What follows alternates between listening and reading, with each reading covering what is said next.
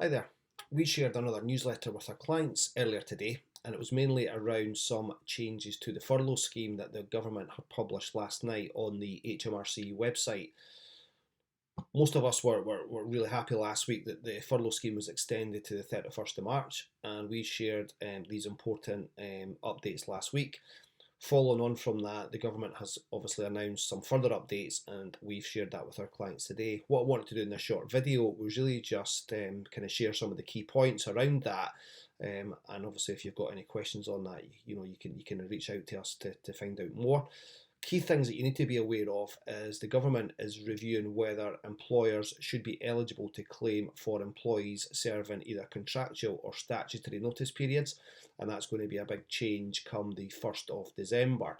So if you think back to the original furlough scheme, which came into play in March and run through until initially the end of July, but finished up the end of October, what happened there is if you were in a redundancy consultation and had served notice, you could still have an employee on furlough while kind of serving their notice period.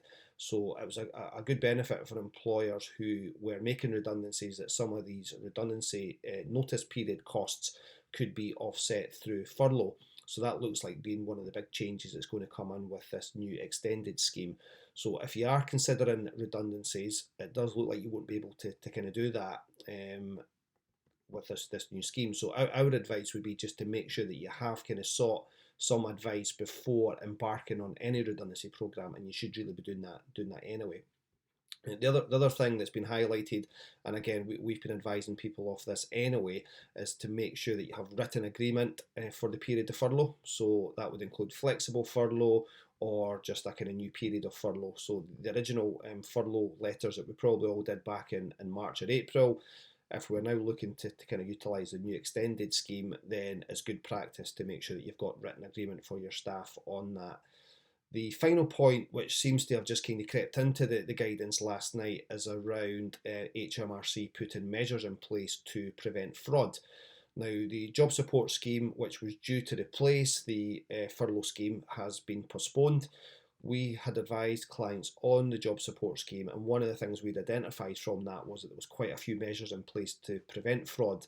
So what HMRC have obviously decided to do with the extended furlough scheme is tighten up on that for the new scheme. And the big change there is that any employer making a furlough claim from the 1st of December, your details will be shared. So that will be kind of public knowledge that you've made a furlough claim. So that means that all of your employees can see that you're making furlough claims.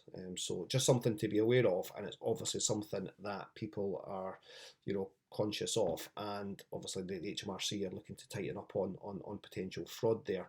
So as always, if you would like to keep up to date with the latest HR news, whether it's related to furlough or anything related to HR at all, please follow the link on our website, www.thehrbooth.co.uk. You can sign up to our newsletter and we can keep you up to date with the latest news. As always, if you've got any questions on anything HR related, please feel free to reach out to us. Thank you.